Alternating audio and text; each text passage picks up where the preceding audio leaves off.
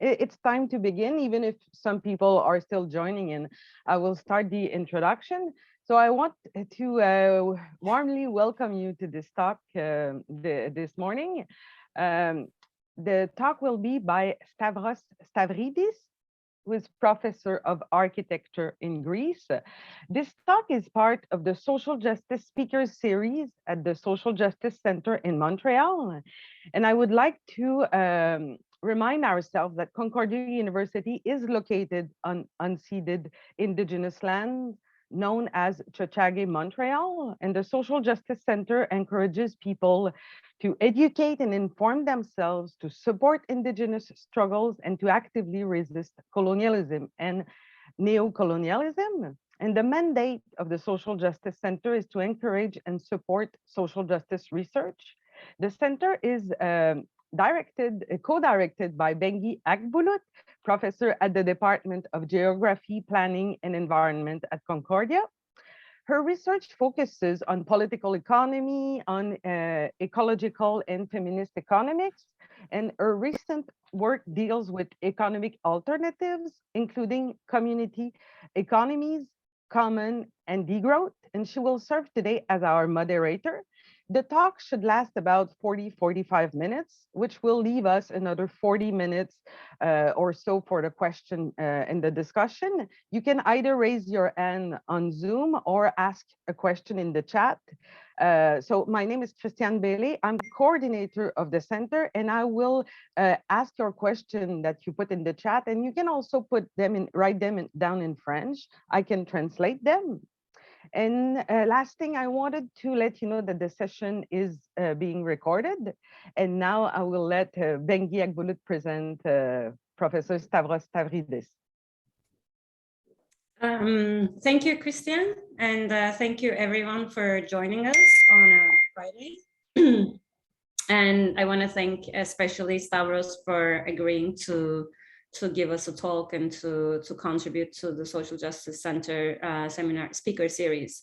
Stavros Stavridis, architect, is professor at the School of Architecture, National Technical University of Athens, Greece, where he teaches graduate courses on housing design, social housing design included, as well as a postgraduate course on the meaning of metropolitan experience. He did extensive research fieldwork in Brazil, Uruguay, Argentina, and Mexico, focused on housing as commons and urban struggles for self-management. His research topics include urban commons, urban struggles, experience of metropolitan space, housing, spatial theory, architectural design, and planning. His recent publications include Common Spaces of Urban Emancipation, Manchester University Press 2019, Common Space, The City as Commons, London 2016, Istanbul 2016, Athens 2019, Lisbon 2021, Towards the City of Thresholds, Suspended Spaces of Alterity, and From the City as Screen to the City as Stage, which has received the National Book Award, as well as numerous articles on spatial theory and the urban commoning culture. He has lectured in European and North and South American universities on urban struggles and practices of urban commoning. For more information on Stavros's work, we have the information down on our event page and his website address. So I want to just give the floor to Stavros, and I hope you'll enjoy the talk.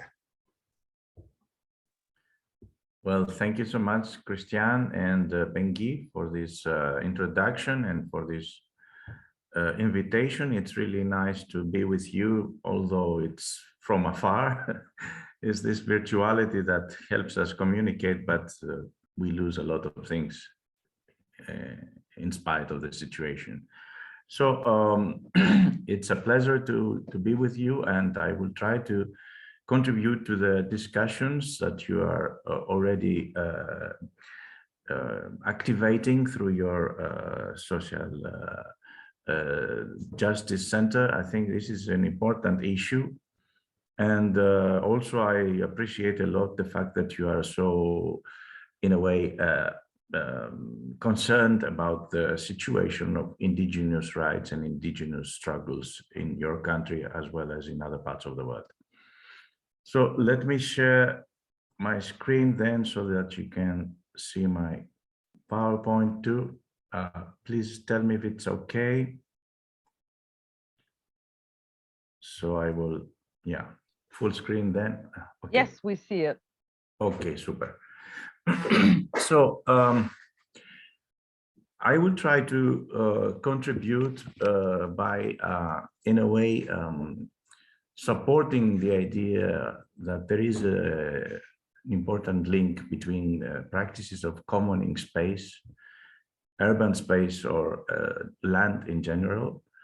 There's a very important link between the practices of commoning space and the possibility of social emancipation. So I thought that this being a social justice center might be an interesting context to try to suggest some of my research findings as well as my theoretical contributions.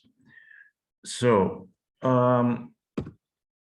first of all, there's a question about potentiality.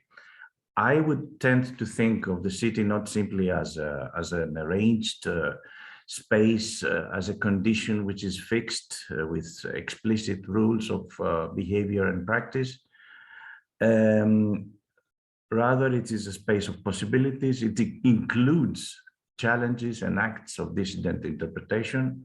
Therefore, it's important to search, to look after, to try to locate and to observe practices that are actually activating the virtuality of the city of which Lefebvre was talking about. I might contribute to your memory by suggesting that Lefebvre was one of the first to use this term of virtuality concerning urban experience, long time before virtuality became a trendy word. And he was trying to express something like the potentialities inherent in urban experience, which of course, as you remember, have to do with the fact that the city is produced by its inhabitants in the process of inhabiting it.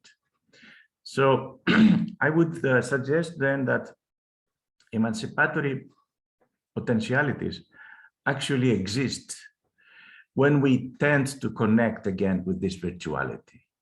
I believe that there is an inherent dynamic in city life which can be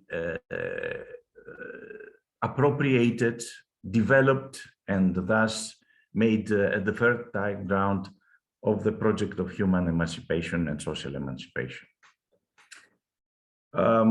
Reclaiming the city is an important issue in this process. Do we reclaim the city as simply as a bundle of rights that has to do with access? Or do we actually reclaim the city by reclaiming our power to produce the city? I think this is in line with Lefebvre's suggestions, because he indeed considered the city as the result of collective creativity. That's why he used the city. The word œuvre, as you know from French, includes both the result of labor, but also a work of art. That's why it remains untranslated in English translations of his work. And I think in our time, and because of this developing focus on the idea of sharing and commoning as a central issue of emancipation, we can reclaim the city as not simply a common thing, something to be shared, but as the medium, as the condition, as the possibility of sharing. Could we also introduce the idea of common space as a result of those practices that reclaim the city as commons? Perhaps yes, if we understand common space, again, not simply as a good to be shared, which it is, of course, but also as a shaping factor of a process of sharing. I will try to trace, using this idea, various experiences throughout places of the world that I visited or I know of, that show that indeed common space is not simply one more kind of space, but it is actually a shaping factor, a shaping process that develops opportunities and practices of sharing as common. And thus, it is important to see common space as a form of shaping new ways of living together. It's, I think, important to distinguish common space from private space, although it seems obvious, because common space has to do with a collective process of both production and use. But on the other hand, let us not forget, and this is not obvious, let us not forget it, that in many societies, family spaces were not simply the spaces of a kind of privacy focused on a specific model of inhabiting, what we usually call the family in the Western kind of societies, but it, in many cases, included various relatives or related people who were actually forming a kind of community. So indeed, as some theoreticians suggest, family space could become, or has been in various societies, a kind of molecular common space, with a few, of course, necessary explanations that I will try to produce soon. The second area that we should distinguish from common space is the area of public space. I know that in many cases we tend to confuse those two terms, or even say that common space is just one kind of public space in a certain period of society or social history. I would suggest that we distinguish the two kinds explicitly, keeping for public space the idea that it is always connected to a certain authority which authorizes its use, whereas common space is really the kind of space which is being produced through the practices and struggles of those who are meant to use it and support its maintenance. So common space can be the result of a struggle that appropriates public space and offers it to open use, but it's not necessarily the public space as we know it. So here I come to my, if you want, my main suggestion, my main focus that will somehow construct my presentation.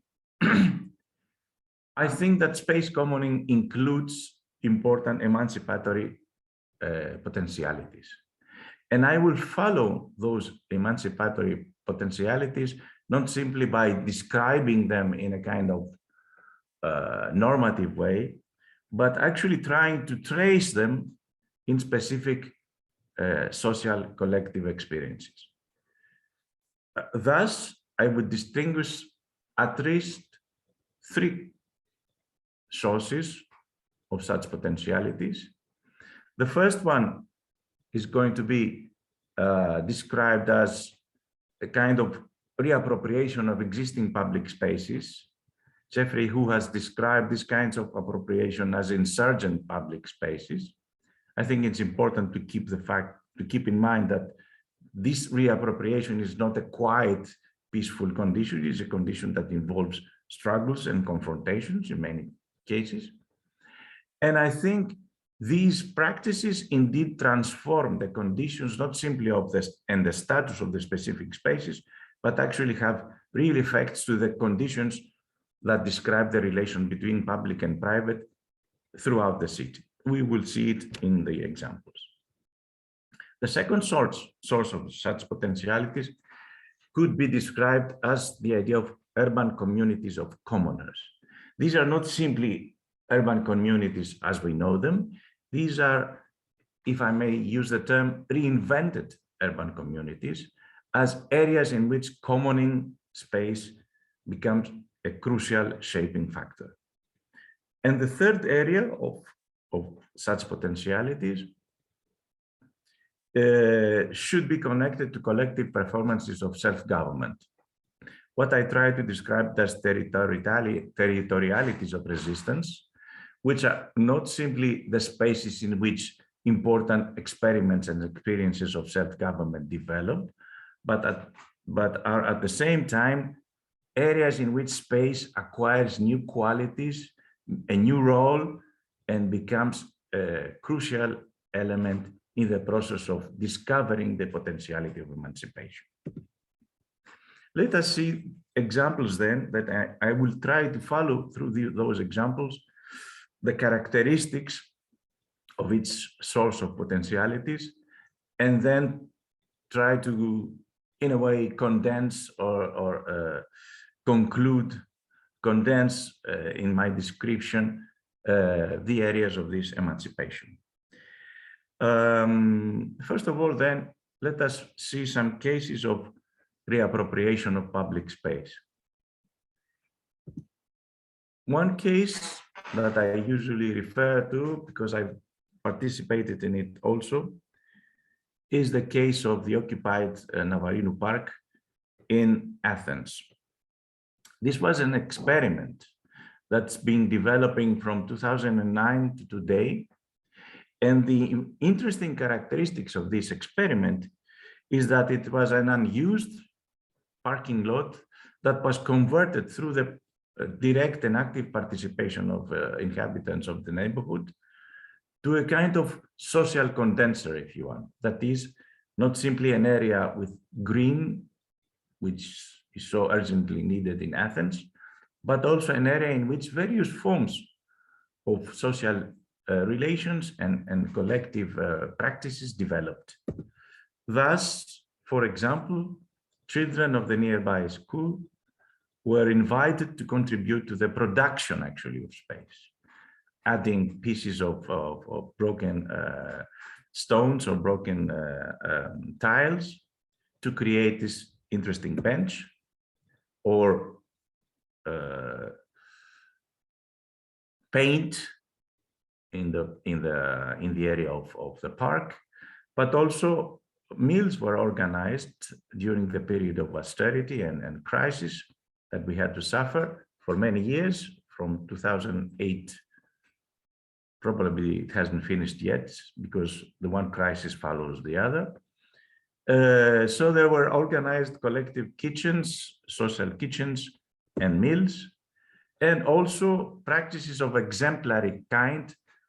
For example, in this case, a Bolivian activist brought seeds from his country and explained to us what it means to care for nature and develop a process in which nature is not an area of plundering, but really a partner in a process of living together. Second example, I'm sure that Bengi knows it better than me, is the Gezi Park urban struggle, where a park was to be protected from destruction and integration to gentrification policies. But this was not only a struggle, this was more than that. This was an appropriation of public space that produced new experiences of managing this kind of space. And the interesting fact, the contribution, if you want, to Gezi Park experience was the fact that people from different kinds of life and different kinds of political and social beliefs were uniting in a process in which they were discovering what it means to actually reappropriate public space and thus reappropriate their common life. And one more example, this time from Athens again, the similar period of the Occupy movement actions in various parts of the world, we had the Syntagma Square occupation. Again, this is not only an area of assemblies, an area in which collective struggle was developing against austerity injustices.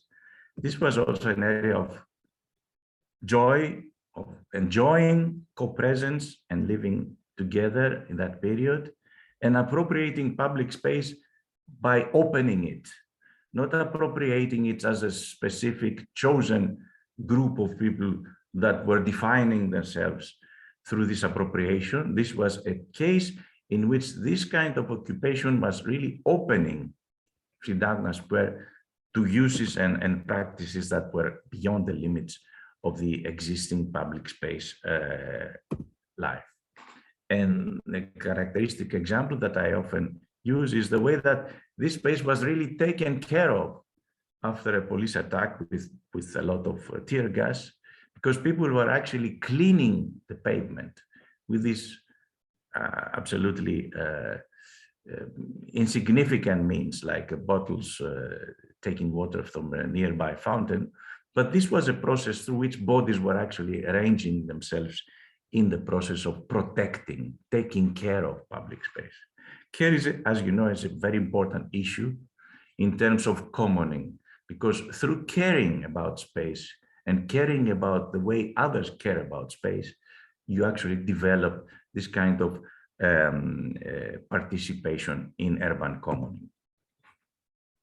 The next area, as you remember, is the area of the reinvention of urban communities of commoners.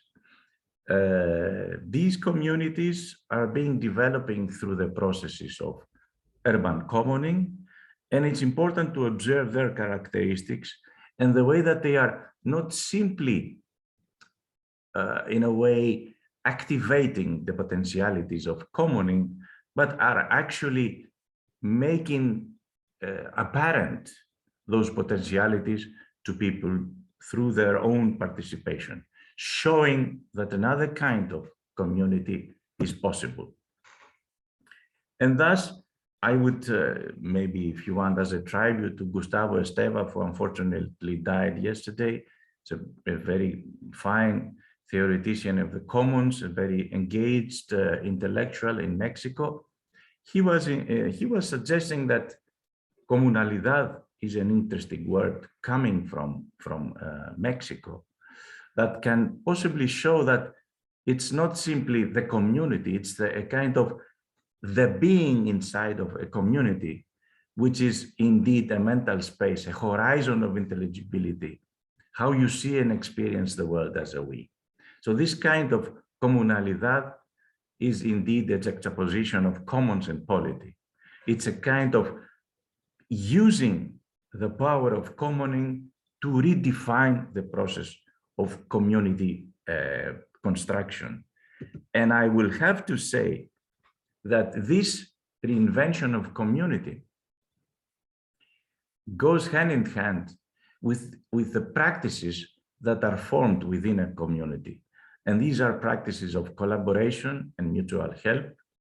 And because those practices are in their basis, if you want, in their foundations, ways in which common ground is being developed, they can become shaping factors, areas through which a community is actually being developed, built, produced. And let us not also forget that this is a reinvention of community. This is not the community as we know it. And in some cases, this kind of community that is usually linked to societies that are traditional ones tends to reproduce itself as a closed environment, as a very well-defined unit of people with common characteristics and homogenized views about the world. No, this is not it. This is a process in which the community, quite the opposite, develops out of differences, develops out of efforts, and these include collaboration and mutual help, out of efforts to define the common ground, which is not taken for granted. It is being produced because people want to make it appear, because people want to construct it. So in this process, communities become open to newcomers, become open to processes of negotiation with similar communities, thus shaping networks of commoning collaboration. So I think we need to think of this reinvention of community through commoning as a kind of production of community which is based on openness, difference, and the potentiality of negotiation through commoning. An example, again from Athens, the occupied Plaza Hotel was actually a place in which refugees and local and international activists were forming a community that was absolutely different from the kind of approach developed by the Greek state, but also the other European states, which understood the refugees as impotent people to be guided or to be closed and surveilled within camps. In this case, the community is a community that defines itself through these differences, that creates this kind of common ground. It shows that it is possible to be together, to live together, and rotate in duties, if even in those periods of extreme exigencies and difficult situations. And it produces indeed a kind of prefiguration of a possible community of equals, albeit different. And that is why, of course, it is the best hotel in Europe, the Hotel of Solidarity, if you want. Another example coming from Mexico then, on the area of housing. What does it mean to create an autonomous neighborhood? It means that you create forms through which the community actually having been produced by a struggle of homeless people, a community of co-inhabitants becomes an area in which experimentations of popular power actually develops. So those autonomous communities in Mexico, and there are several ones around the city of Mexico, are actually based on communal work, on forms of defining what it means to have a separate house, and again, how to design together, because they were produced through participatory planning, how to design together an area of co-inhabiting, a neighborhood actually, and indeed how to participate in processes in which actually people define the terms of their lives, the terms of their negotiation, and the terms of decision-making based on equality and mutual respect. Trying to open, let's say, the area of examples, I add one more example, this time coming from Argentina. An occupied large supermarket. What can it offer to our discussion about commoning as a potentiality of emancipation? It can offer the idea that this supermarket, after it was occupied by the workers and offered to the neighborhood as almost a social center, became a condenser of various activities. So you have a cheap restaurant in support of jobless people. You have a social center for many discussions and political events. Of course, in Argentina, Peronismo is everywhere. So, but it's another story, but it's a very complicated one. And of course, you also have a bookshop, a place in which students from the university can have their meals, a huge collective kitchen that cooks meals for many occasions, and the production of rural associations, of farmers who belong to STEP, which is one great confederation of farmers based on the idea of fighting against large corporations and producing healthy food. And it's not by chance that this was the place in which one of the more important and more powerful demonstrations in support of the feminist uprising of that period took place. We're talking about the period in which a huge mobilization of women was in support of abortion rights. Indeed, in Rosario, Argentina, one of the main cities of Argentina, you had very important demonstrations. It's not by chance that those were organized in part in this social center.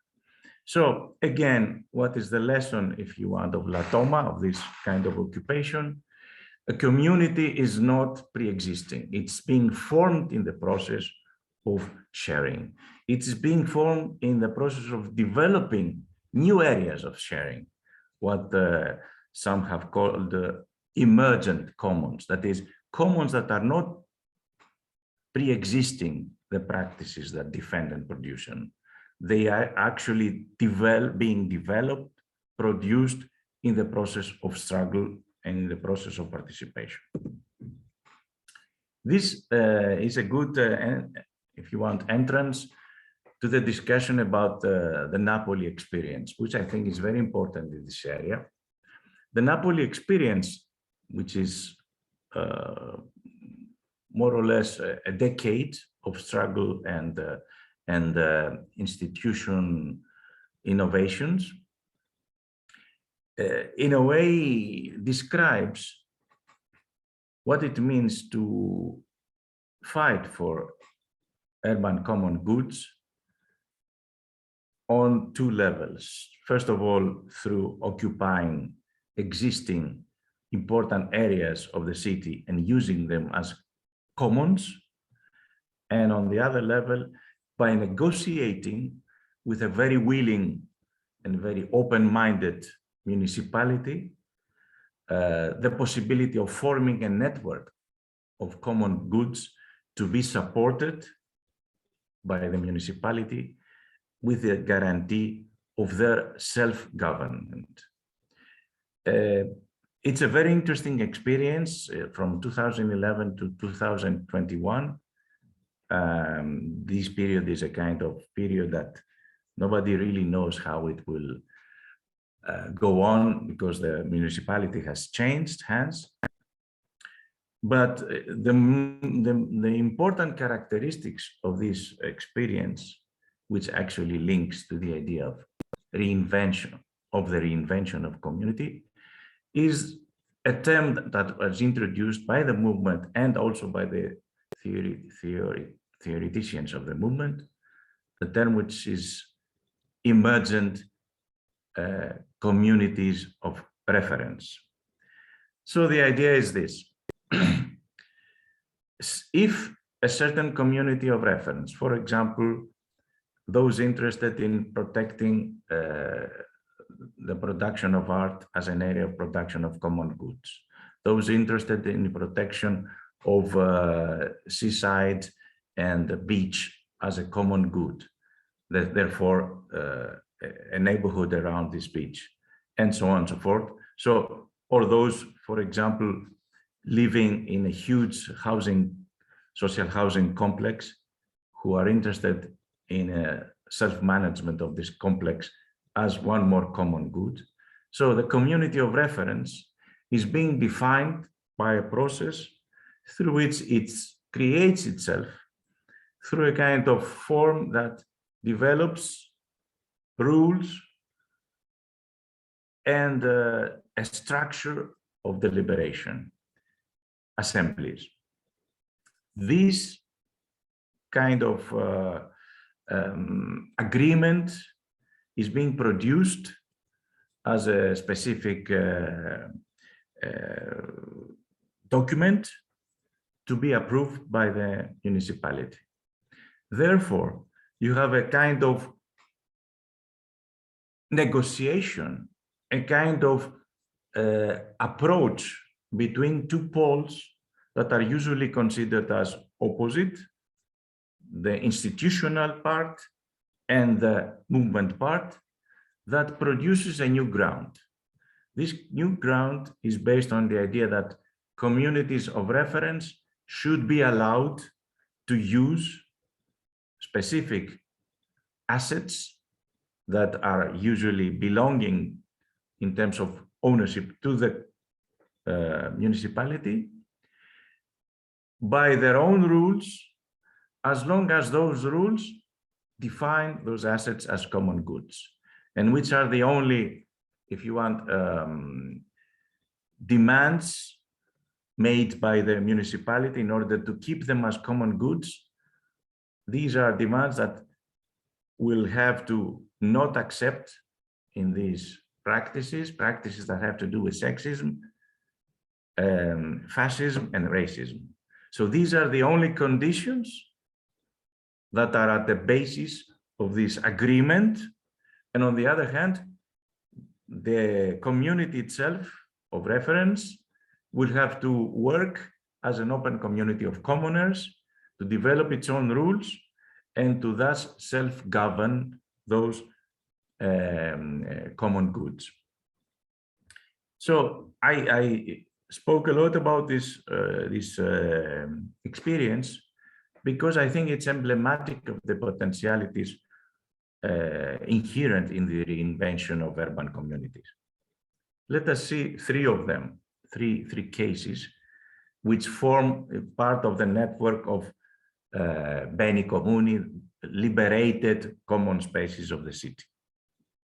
The first one is Ex Asilo Filangieri, which is a huge building belonging to the municipality, at the beginning occupied by a large group of artists of various kinds, and then through this process recognized by the municipality as an urban common good.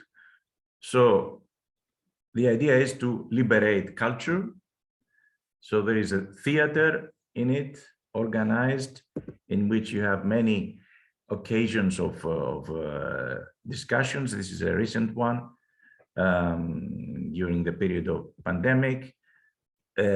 Studio work regarding schools, regarding processes in which people participate in discussions about the future of the city. And Ex Asilo Filangieri is really a huge building at the very center of Napoli.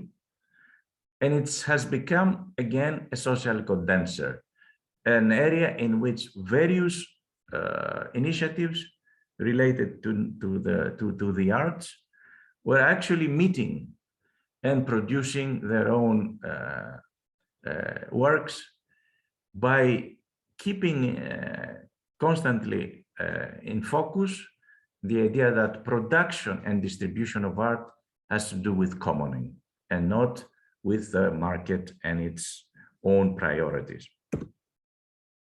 The second case in Napoli is outside the main city in a kind of a neighborhood, which is a workers' neighborhood around a huge abandoned steel factory.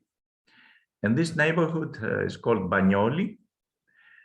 And one of the most important struggles connected to the commons is the struggle for keeping the beach clean and open to all as a common good. So for those who do not speak Italian, one of their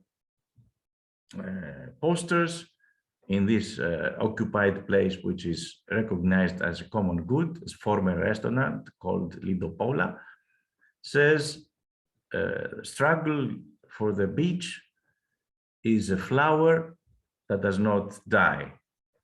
Bonifica. Bonifica is an interesting word. It could be translated in English as beautification, but for them doesn't mean a way of covering with a kind of beautifying elements a lousy condition. It's actually making it again beautiful, which is an important thing to think of. What does it mean to reclaim the beach as beautiful, as a commons which is necessary beautiful? So beauty is not just an aesthetic term, it's an effort, it's a common feeling, but also it's a common joy. So mare libero, which means free the sea. And you can see we're talking about a poor area, an area in which people can go to the sea without really having many opportunities of choice. But on the other hand, this is the place in which they have been organizing their assemblies, struggling for their right to the sea and for their right to have a word on what's going to happen in a industrialized area, which, as you can imagine, is in huge problems. And of course, in the period of pandemic, this was also an area in which common meals were organized in support of those who could not otherwise have access to basic conditions of everyday life. And the third one is what those people call laboratory of mutual help, laboratorio di mutuo soccorso. Interesting term to describe a commoning community, which is not simply trying to support an area of free expression, like ex asilo, neither protect a common good, like Lido Pola, the beach. We are talking here about a laboratory of mutual help, which means an area in which various initiatives that are being organized in the direction of supporting this idea of mutual help can find a place. Interestingly, this was a former prison for young people, and Scunicio in Napolitan Italian means young boy, so the freed young boy.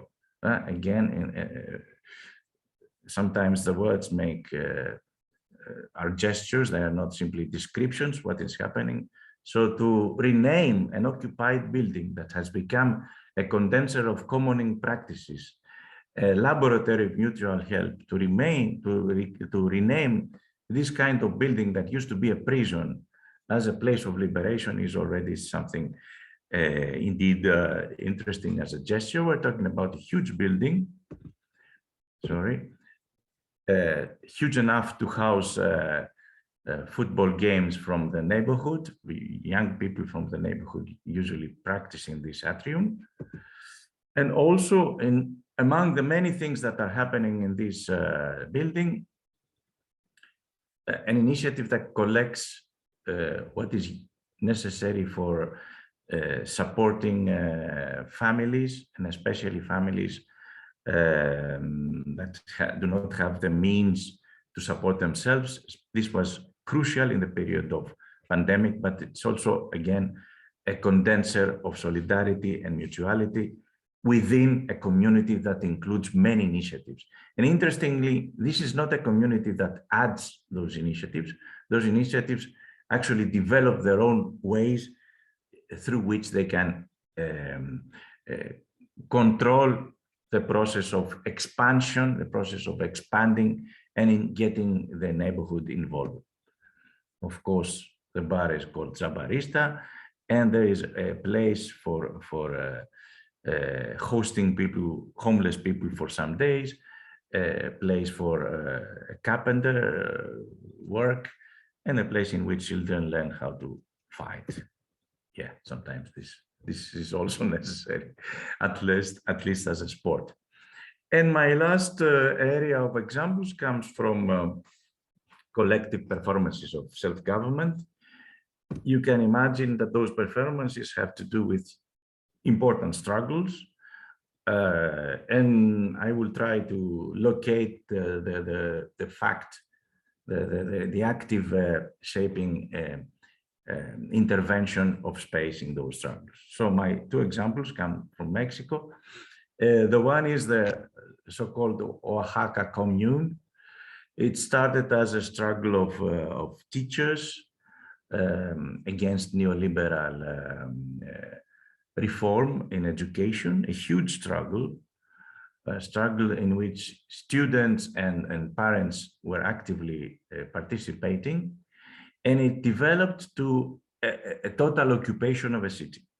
We're talking about a city, an important city in Mexico, which was for a few months indeed controlled, but also maintained and developed as an area of commoning by its own people. Not only the barricades, but the actual participation of people in various forms of performances, empowerment, collective everydayness, and last but not least, by realizing the fact that it's not only taking back the means of production, it also taking back the means of distribution of information. So this is the occupied TV broadcasting station of Oaxaca by common people. Let us keep the word common with both its meanings.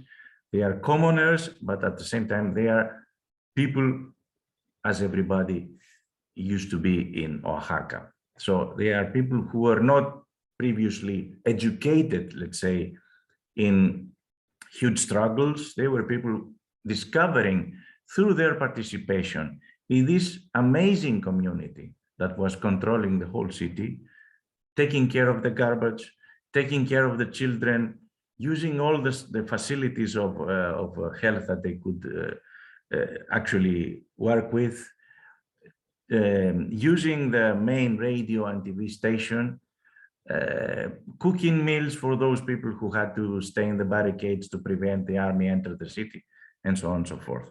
So this is a kind of experience that extends beyond the production of a community, even if this community is an open-ended, reinvented community.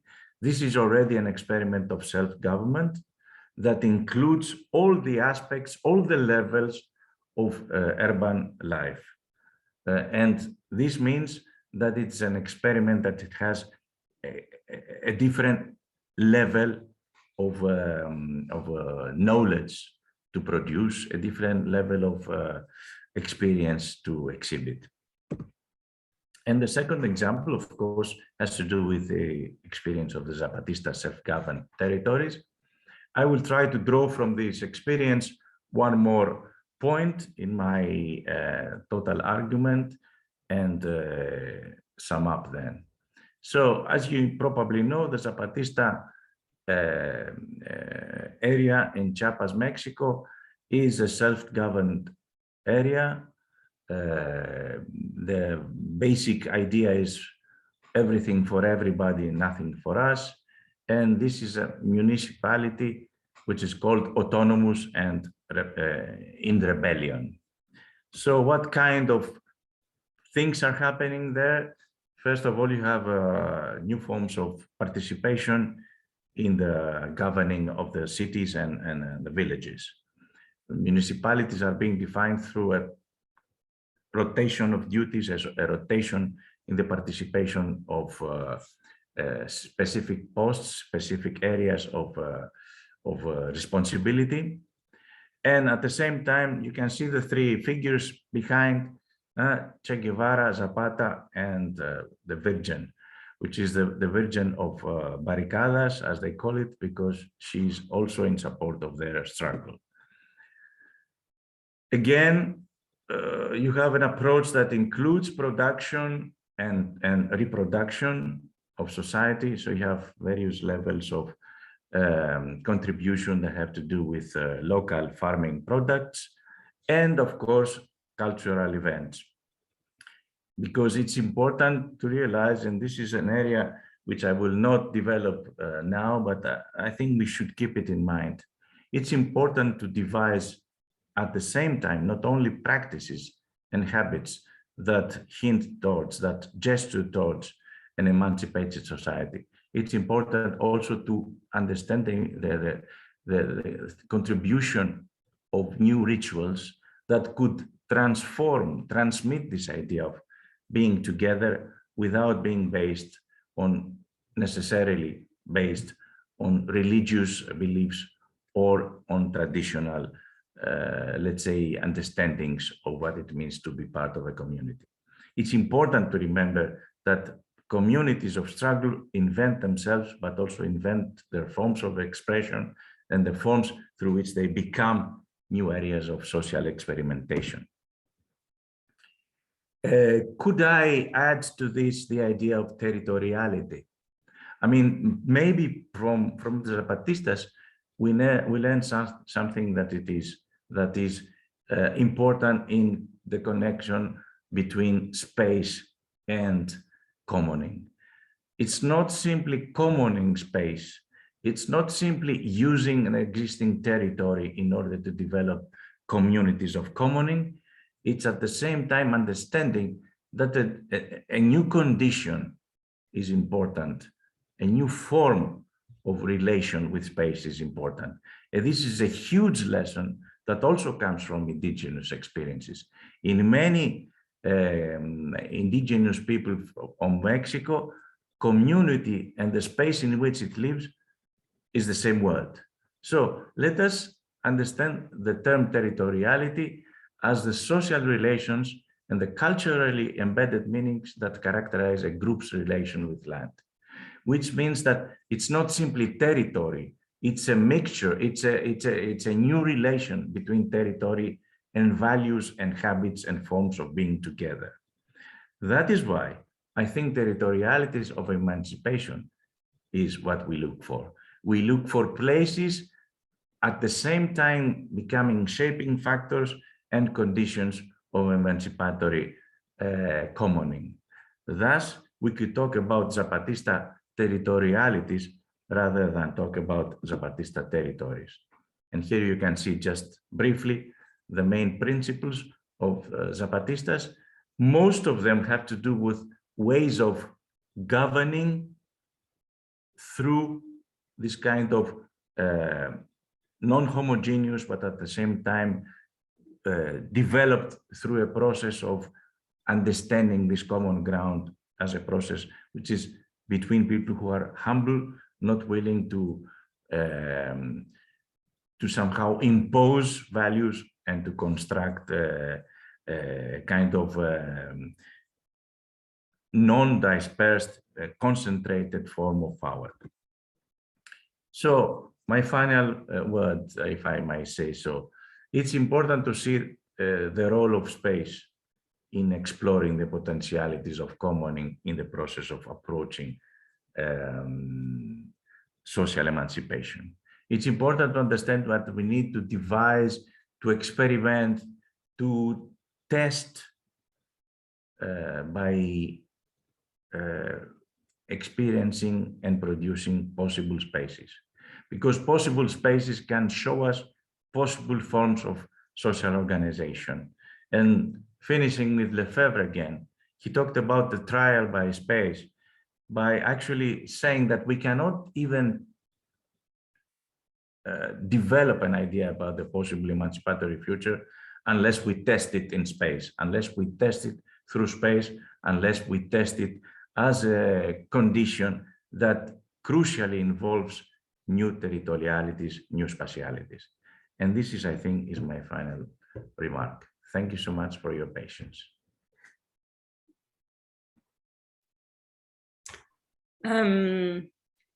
Thank you, Stavros. That was a really inspiring and critical contribution. We have time for questions and discussion. We have a bit more than half an hour, so 30 minutes. Mm-hmm. So I would like to invite first everyone to use the chat or use the raise hand function of Zoom for questions. I'm sure there are many.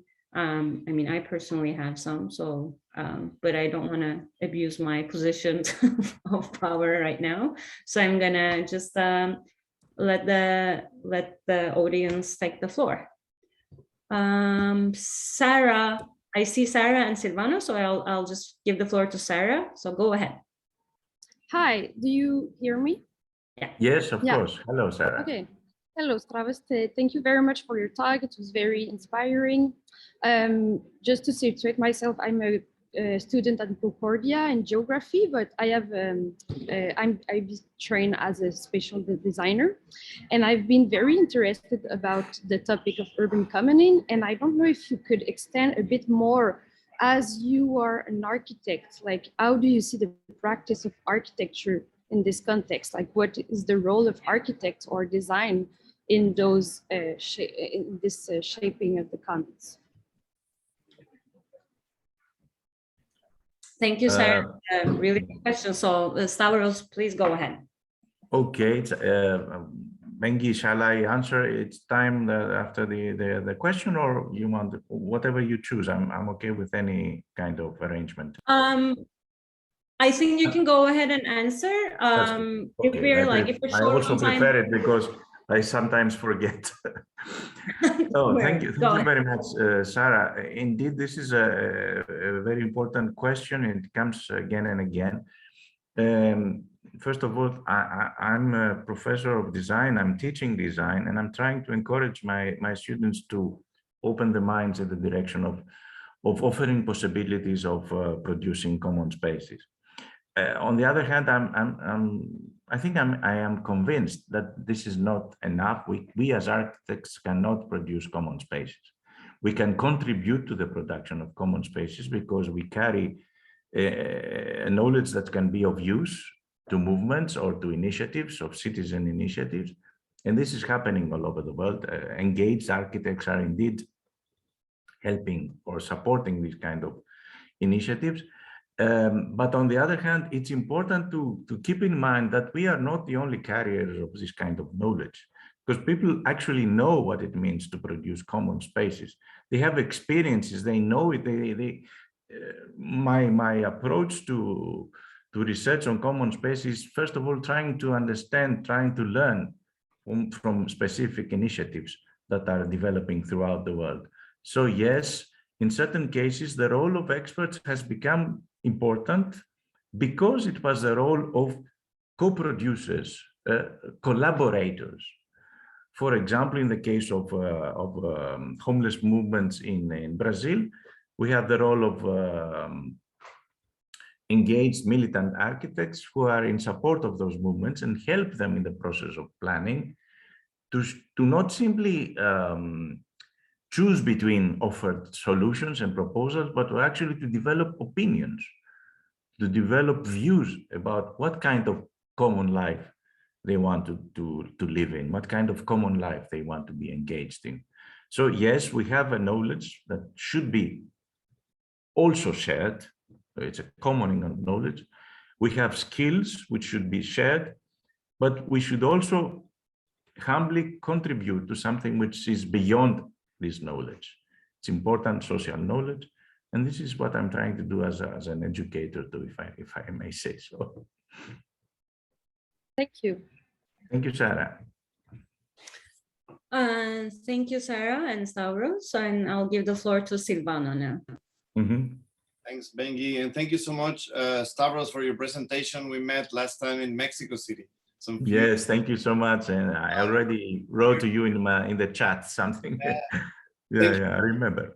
For the presentation, it's very refreshing to see all of these case studies. I see that the common component here being experimentation, which is something I find really refreshing,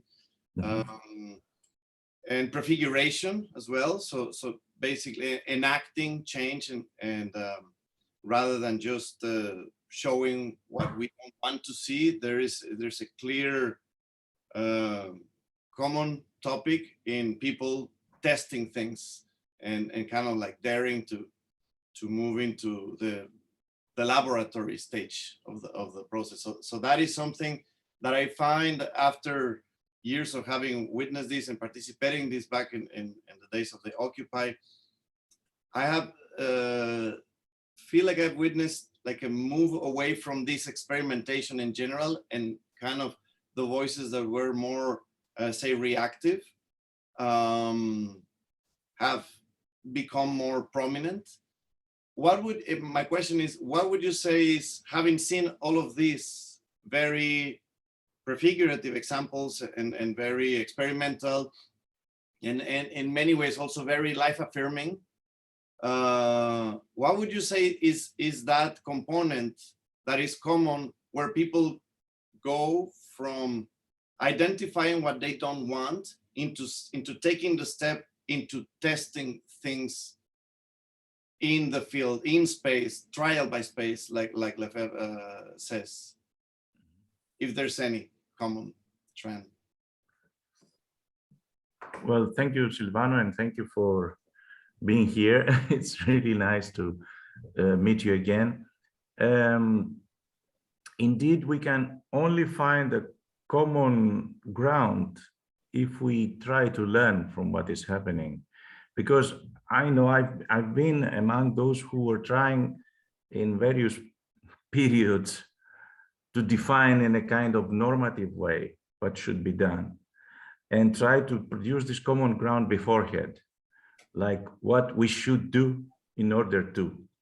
And it's important to see that in many places of the world, these things that you and me to describe as experiments are not usually or always the product of choices of ideology or values.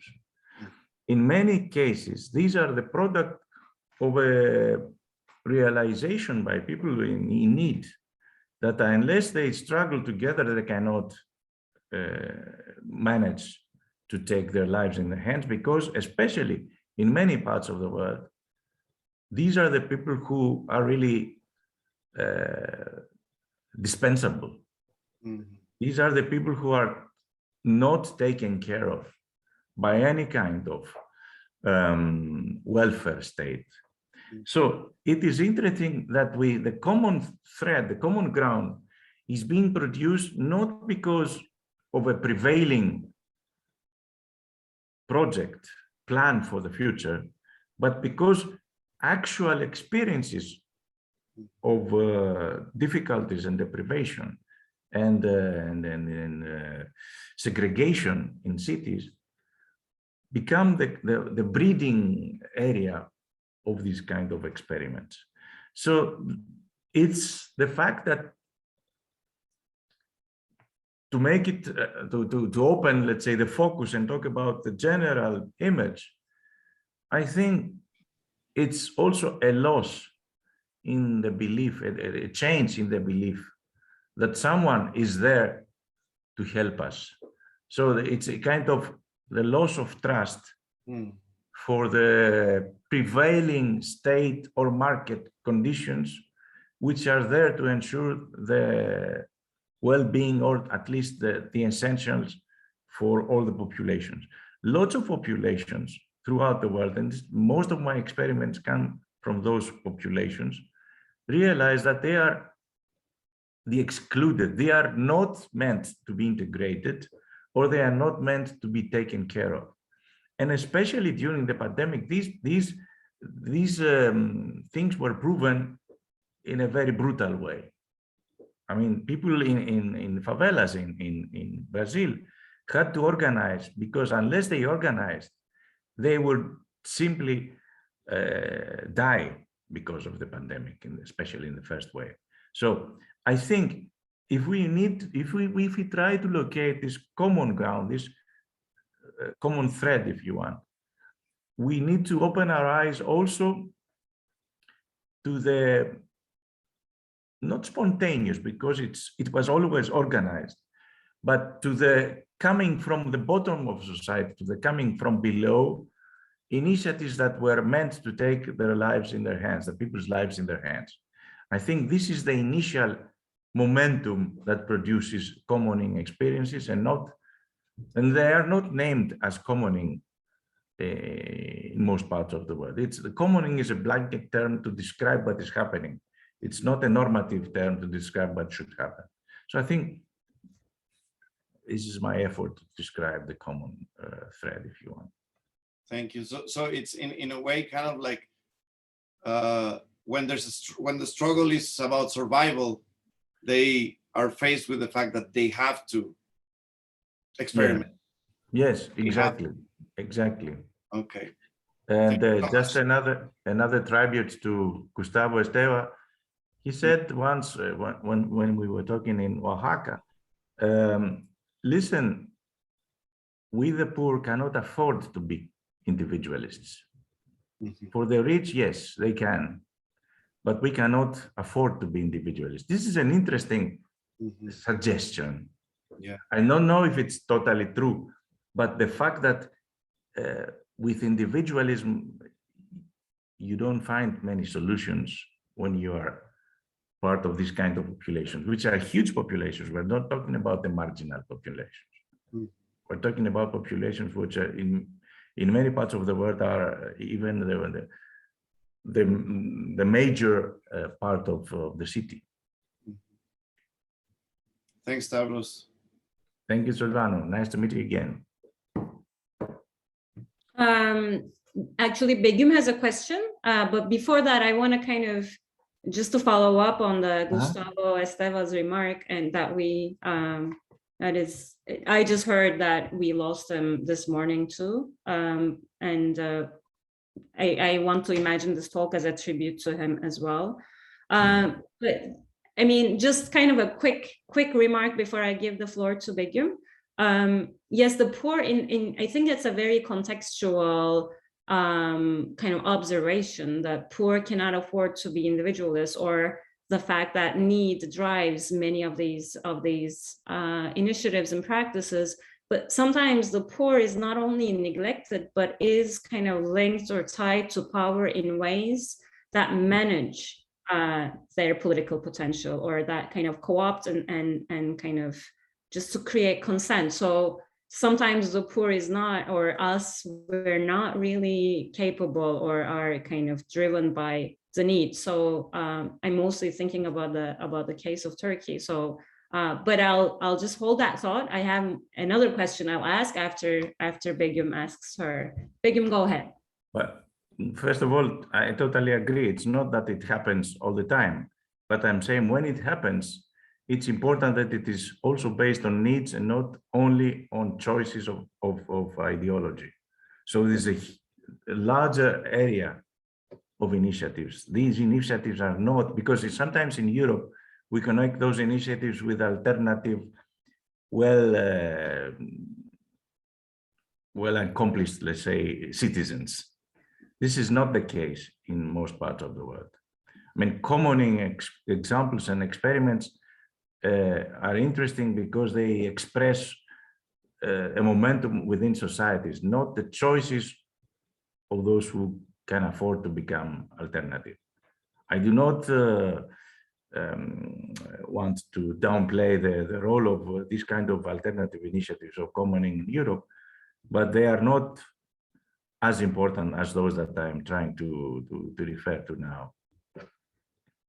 Hello, Begum. Hello. It's great to see you. Yes, Again. indeed. Now I have a, I don't have I have a question, but it's more like an invitation to think along together, because I know it's going to be a sort of not a difficult, but yeah, anyways, a difficult question to just for you to answer alone. Because whenever I hear you talk, I always find your perspective very inspiring, exciting, and full of hope.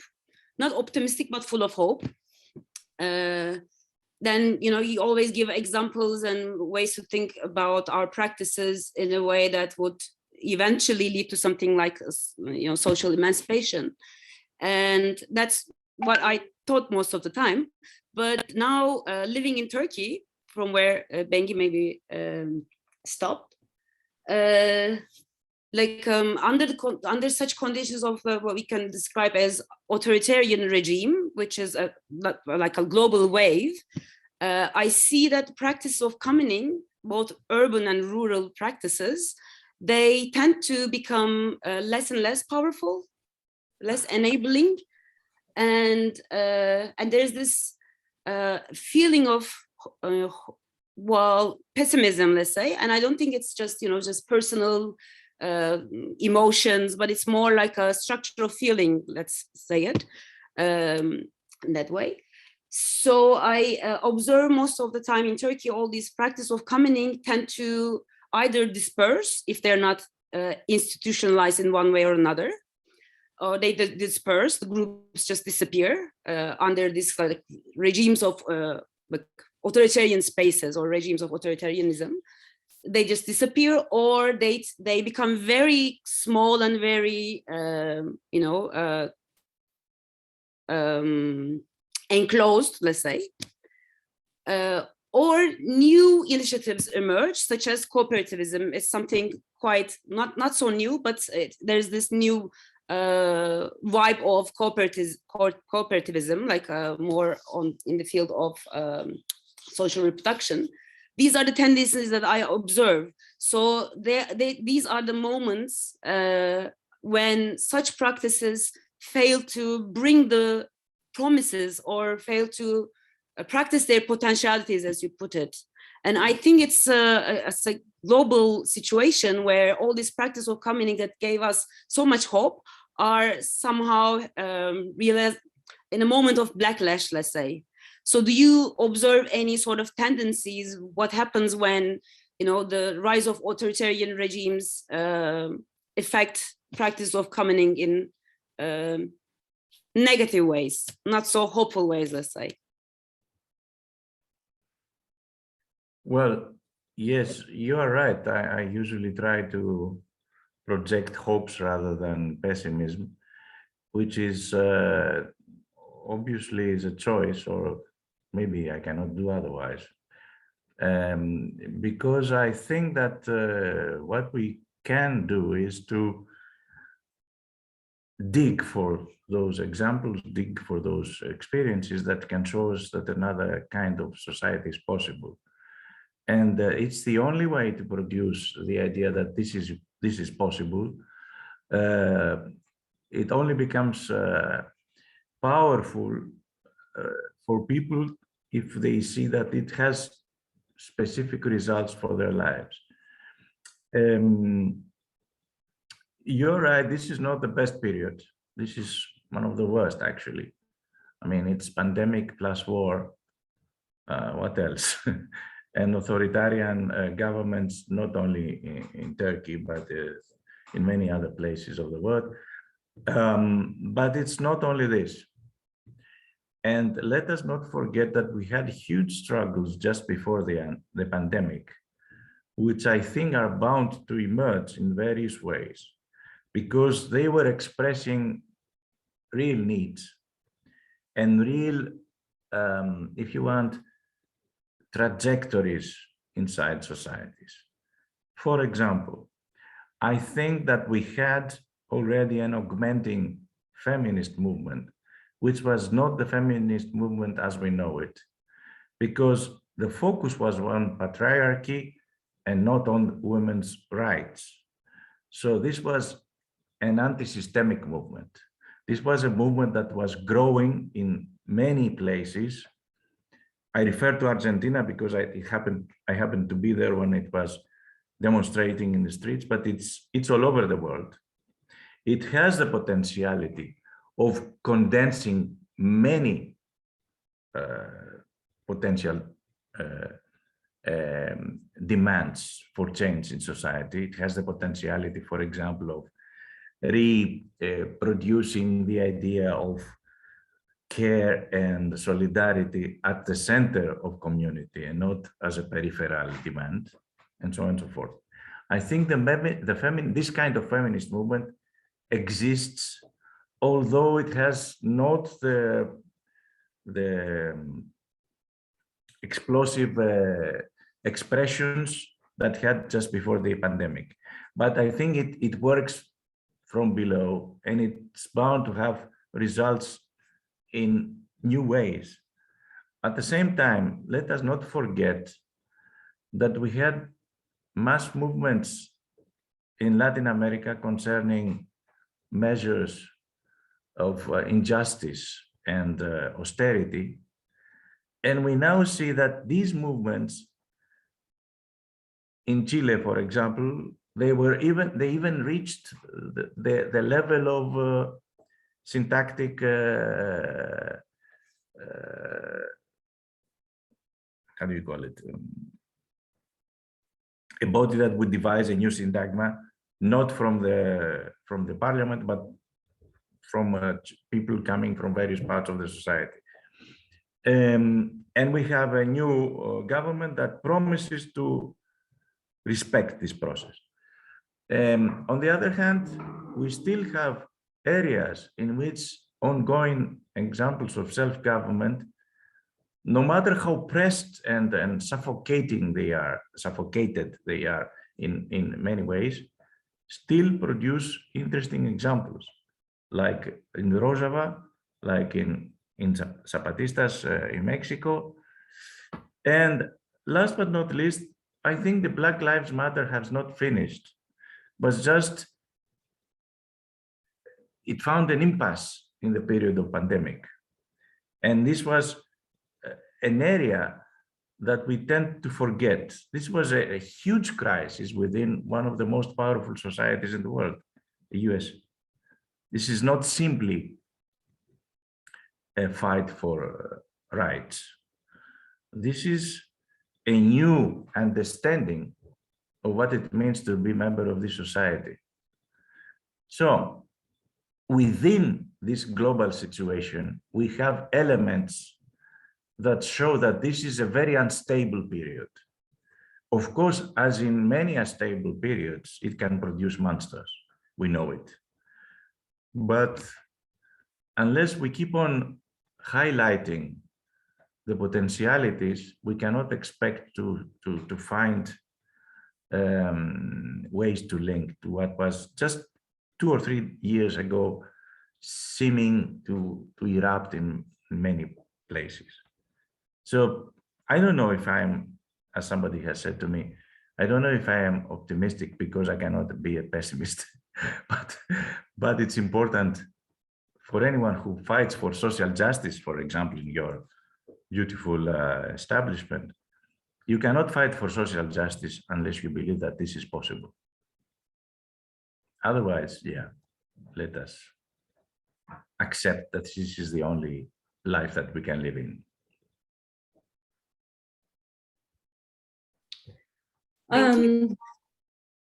Thank you, Begum, and thank you, Stavros, for this very, I think, careful and thoughtful, engagement. I'll give the floor to Balam, who's actually one of the center's fellows for this year. So Balam, go ahead. Hi, Stavros. Thank you so much for the beautiful talk.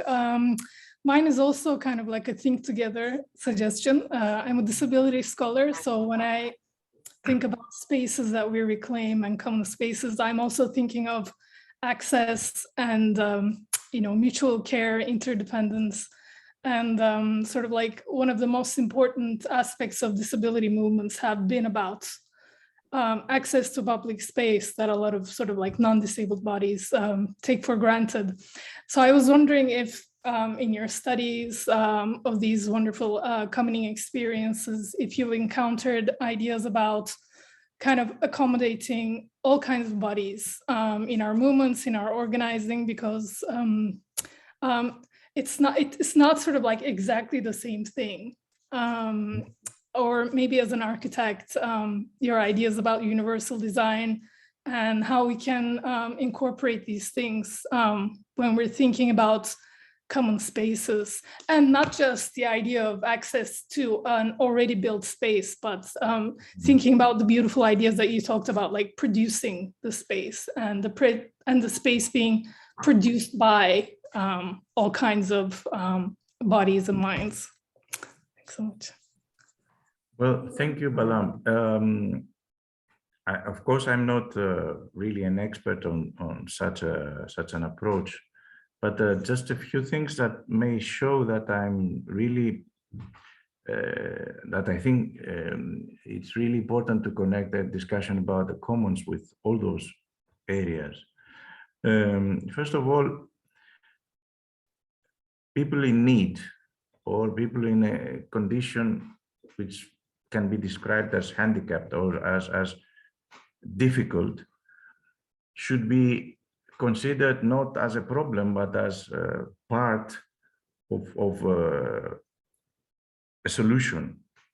So like the refugees who were not accepted by the activists in City Plaza as those in need, but those with whom you can co-produce a space of care, I think the same mentality should go in the direction of helping those people in need because they have certain problems, handicapped in certain ways, or having specificities in their needs, in their approach. I'm currently editing a collection of papers in Greece, which is provisionally called the Inhabiting Exception.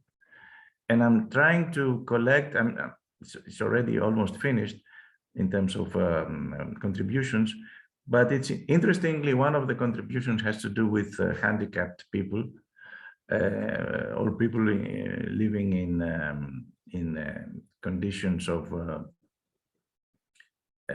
emergency in terms of health, and how they can be included in proposals that can go beyond this specific state of exception. Because to consider specificities or specific needs under the lens of exception rather than under the lens of inclusion is a major problem. So inhabiting exception is an idea of producing a commons within exceptional conditions, and thus devising new ways of being under the same forms of mutuality and exchange. In this collection of papers, we have reports from an asylum connected to mental health and how people were organizing there in their ways, and also ideas coming from the self-management of camps in refugee areas, or the self-management of certain parts of prison life, which is, of course, very difficult. But I totally understand your approach, and I think it's a very important area of research within the commoning and understanding of space. It's not simply adding some measures to help some people. It's including them in the total approach to space. I think this is important. Thank you, Stavros and Balam, for the question, and we're looking forward to the volume Inhabiting Exception. So just unfortunately it will be in Greek, but hopefully it will come. Maybe you can give and give another talk with the contributors. Why not? We're approaching the end of the event, but I actually have a question. Which I thought would have come up by now, but so I was going to ask you to maybe to think with us again, like to use Begum's term, to speculate, to kind of to think along what the case here is in so-called Canada, which is a settler colonial setting, and what would it mean to be commoning on stolen lands? I think this is a question that we come across in many social movements, in many of the debates, and especially kind of moving from your conceptualization, your articulation of commoning as an emancipatory project, not like a technical question of putting things in common, but kind of moving or using your ideas about commoning. What would it mean? What does it look like? Because there are many territorialities, let's say, that are in clash when we're talking about commoning of the settler colonial commoning, or even if it's possible to do a settler colonial commoning. And I'm thinking of some of the examples that you also kind of mentioned in your book, Common Spaces of Urban Emancipation, about otherness and how commoning as an emancipatory project does not exclude or does not build on that kind of an idea of the other. So just, again, this is not I don't think it's there's a straightforward answer, obviously, to this, but like, what would be your kind of insights on this? Well, I'm not trying to present myself as somebody who knows how to deal with all those problems throughout the world. One thing one could say is that colonial conditions are totally in clash with commoning actions. So we should understand commoning actions and commoning initiatives as indeed from the start confronting colonial conditions. Within this process, of course, do we wait until colonialism crumbles to start for commoning? I think not. I think we could produce inside these conditions ways through which actually a common ground can be produced between those who are willing to go beyond colonialist conditions, no matter what their place in these conditions, settlers or indigenous people. And we have very interesting experiments in parts of the world in which indigenous rights are recognized or indigenous struggles are in process and force societies to recognize the presence of indigenous people. We have interesting examples in which these practices of sharing and the production of what is to be shared indeed create new forms of social organization. Obviously, Zapatista is one case. And also the experiences of indigenous communities around Oaxaca, because they were connected to struggles concerning their right to be self-governed, indeed produced interesting forms of hybrid situations, situations that were combining the wisdom of indigenous traditions, but also the wisdom of certain accomplishments that come from modernity and from the idea of modernity. Because I tend to think that the direction in which we can look for total humanities and humanity emancipation is the direction of hybrid conditions between various cultures, as long as they accept themselves as equal and in the direction of forming this common ground. It is not something to be taken for granted.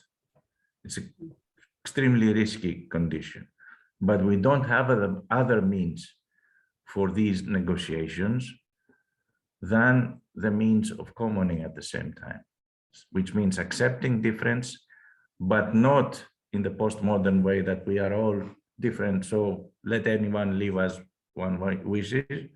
No, in the direction of trying to establish this common ground, not because a certain authority says so, but because we need it and we want it, and we also enjoy it, if I may say.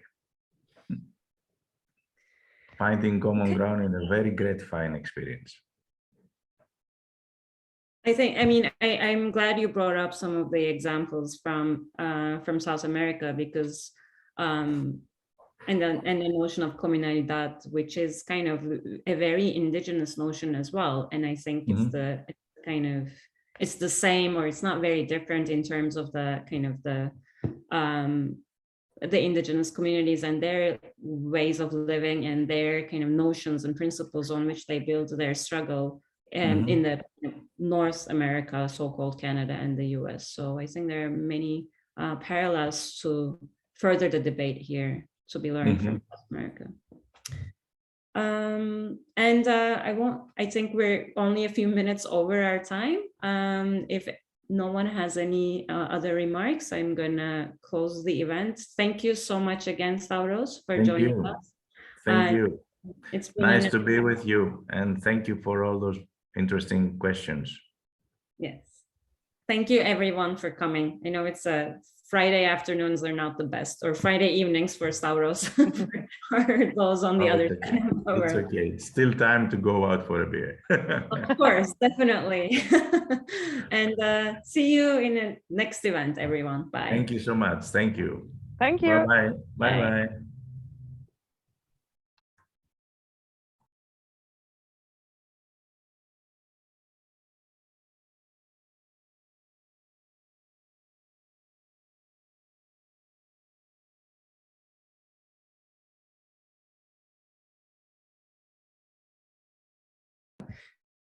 Hi, Christian.